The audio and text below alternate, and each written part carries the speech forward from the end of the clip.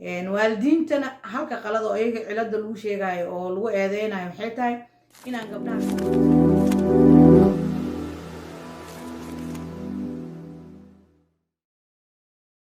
السلام عليكم ورحمة الله وبركاته سيتين أصحابي مي في عنتهين وولاشين أيان لول وبريان اللي كمقنيت ومعركتي أكل بعدين وعايزين سو نقضي سو نقض ونعكسن غير إذن كوجو مقنع هولو بدنا إذن كوجو مقنع إن شاء الله هولو بدنا إذن سو وضع ولي قبلها صوماليات ميل والبو الدنيا دافية كجوكتين إن شاء الله وحكو فرحي دونتين إذن سو وضع دو إلى يرادو وين دمرك كلي قسايو رجع هيجرع الأهادان إن شاء الله هقول بدن إيش قب بدن عندكم مقنع سون ويسودوهين إن شاء الله إفرتين وإذين لصو شير كرين دون عهد بلا يرادو نحن إذا لا دمان دوني دافير ميلا أكل جوكتان وردن وإن سودوهين يا وإن سلام يا وإذين ما دعلنا جارهان تيم أيان لول وإذين ما دعلنا ولا اللي قبله يجلس قروح بدن الجروب يوجران sida ay la shaqeynaysiin aad ayaan kaga mahadcelinayo waan ku faraxsanahay shaqada ay qabataan aniga wallahi sida runta guriga jooga sa ay la shaqeynaysaan youtube ka hawsha uga wadaan aw kala kicinaysaan aw wax walba sameynaysaan barnaamijyada aw share gareynaysaan qisooyinka ay soo diyaariseen ay la soo share gareynaysiin insha Allah se u kala horeeyaan sidee maaragtay igu kala ilaahay igu kala suurtageliya u soo kala hormarin doona waan idinkaga mahadcelinahay insha Allah sida aan jeclahay arrintan rabo inaan maanta ka hadlo gruubka tiim ayaan luul ay soo gudbiyeen saaka markuu waaga bariyaan kusoo toosay marka insha Allah Yusuf waa kaaga mahadcelinayaa waanan insha Allah waa ka balan qaadin inaan kasoo hadli doono intuu ilaahay iga garansiin waa ka hadli doonaa waana arrin aad iyo aad loogu baahan yahay in laga hadlo oo ma aragtay bulshadeena Soomaaliyeed ee u badan tahay waalidiinta waa inaan dhaqanadaas iska dayno إن شاء الله وقبلها جورك لو قصباي وحاول نكسن قبلها مركي أيجا إكين صدان قفك أيجا فهم يعني لصو شيكستان إن نسينه وعلى قرح بدني هاي قفين الجرنينين نقولي جيت أركين فيلم كدعوانين إن معركة إن قبلها لصي أو لو دعية هبار ميت دورتا لو قصبه يبقى توين بدنا كسو جارو إن ده مش بدن معركة قبلها كسو جارو marka waalidiintu waxaan kula talin lahaa oo aniga ma ugu horeeyo marka waalid kasta marka wax u sheegay nafteeda ugu horeyso gabdhaha inaan ku qasbin guur iyaga ay raali ka ahayn dulan waa guurka raali ka inaan ku qasabno waxay xitaa ay keentaa gabdhaha inay meel qalad ay kaga dhacaan meel qalad ma aragtay inay ma aragtay hadhow ay ku dambeeyaan marka yaa lagu qasbin sida nimanka waaweyn oo waliba dibadaha intay ka tagaan ee qurbaha tagaan ee gabdhaha yarka ay lacagta ku iibsanayaan waxaan idin leeyahay idinkan idinma fiicno gabadha yarta hadday iyada ka helayso inay oday weyn ay guursato dhib ma lahan hadday iyada ka hesho oo dooqeed ay noqoto inay oday da' ay guursato siday doontaba iyada ha ku raacdee wax dhibaato ma lahan laakiin mar walba waxaa wanaagsan hadduu yar yahay iyo hadduu weyn yahayba gabadh inay iyada ay la timaado ninka ay guursanayso inay iyada lasoo sheekaysato laba qof oo isfahmayaan inay iyaga noqdaan kadibna markaas laisku daro oo laisku faatixeeyo laakiin waxaa qalad ee gabadhi inayna garanaynin weligeed ay filim ka daawanin in la siiyo waa arrin aad u fool xun qof aanad adiga weligaa filim ka daawan marka gabadha lagu qasbo madaxa loo geliyo waxaan leeyahay arrintaas Soomaali weyn meel walba joogtiin hooyooyinka iyo ma aragtay aabayaashaba inaan taa ka dayno gabdhaha cawaad badan iyo dhibaatooyin badan ka imaado cabasho badan ka timaado gabdhaha yarka inaan ka dayno ta kale ayadana aan rabo inaan ku daba qabto aan ka hadlo gabdhaha markay rag ay keensadaan ee la soo sheekaystaan oo qabiilka lagu riixayo kale waa arrin aad iyo aad u fool xun ayadana taasna aad ay noogu badan tahay inaan ma aragtay gabdhaha markii la soo doonto oo kale qabiilka qofka aan saa'id u fokas gareyno qof hadduu Soomaali uu kula yahay qof Soomaali diinta kula wadaago Soomaalinimada kula wadaago dhaqanka kula wadaago waxa qabiil ugu sii salaysid taas ayadana waxay ila tahay arrin aan qurux badneen oo waa wax mar walba dhaco ay ka mid tahay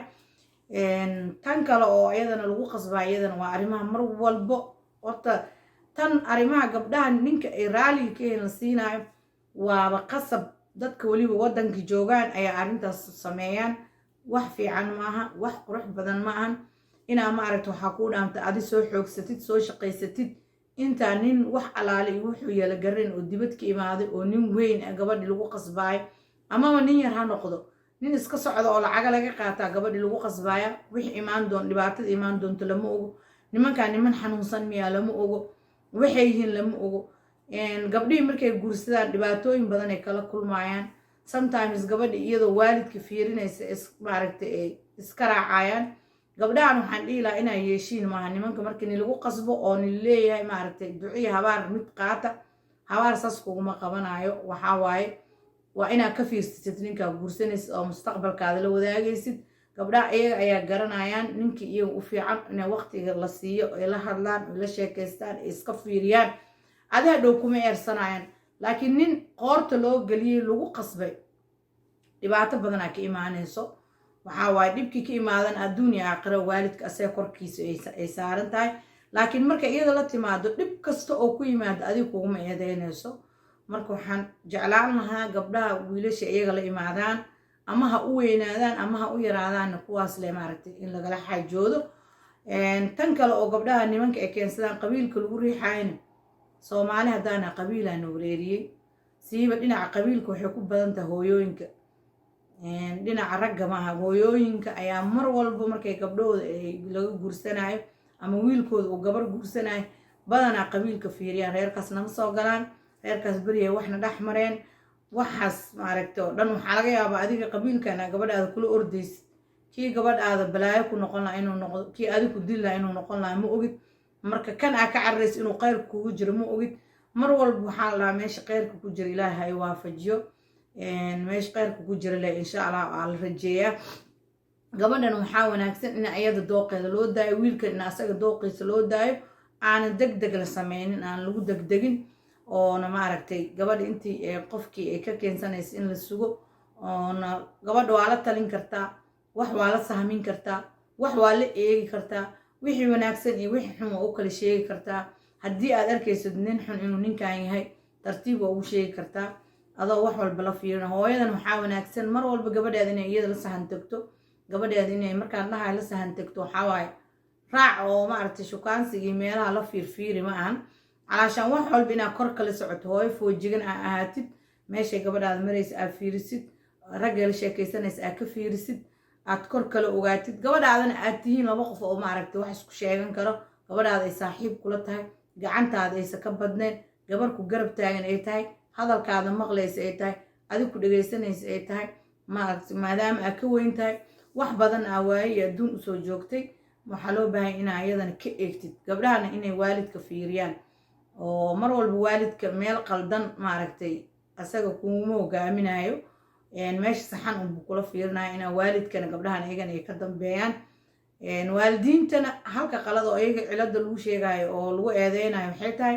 inaan gabdhaha qasabno aan ku qasabno ragaysa raali ka ahayn oo anagoo maro inta badan dhaqaalo ku raacayno marka taas inaan iska dayna ilaahay ka baqno gabdhaha yararka mustaqbalkooda iyo noloshooda aan lagu ciyaarin ayaga ayaan maaragtay waxaan aan ka hadlahay ma aha wiilasha dacwe ay soo dhiibteen waa walaahi rag soomaaliyeed ayaa ka damqaday oo ii soo dhiibay arrintan gabdha iimay soo dhiibin rag soomaaliyeed ayaa ii soo dhiibeen waan kaaga mahad celinaya yuusuf aad iyo aad ayaan kaaga mahad celinaya arrintan wayna u baahantay in laga hadlo dad badan oo iga dambeeyeen waxaan jeclaa insha allah inay kasii hadli doonaan wacyigelin badan laga soo samayn doono insha allah bulshada soomaaliyeedna waxaan rajeynayaa inay adliis haddii xitaa la joojinayn in la yareeyo hadduu ilaah yiraahdo gabdhaha laga daayo jujuubka iyo guurka lagu qasbaayo insha allah waxaan rajeynayaa inay maaragtay arrintan ayada ah ay dad badan aniga iga dambeeyaan ay kasoo hadlaan mar walbana waxaa idiin sheegaa waa ku bilaaba barnaamij kasta waana kusoo xiraa in waxaa wanaagsan haddaanahay hooyooyin wax dhalinyarada anfaca inaan ka hadlo qaladaadka inaan maaragtay iska reebno wixii dhib ahoo maaragtay iyo wixii noo muuqdo dhalinyarada dhexdeeda inaan waxaan ka hadli karna aan ka hadalno ma ahan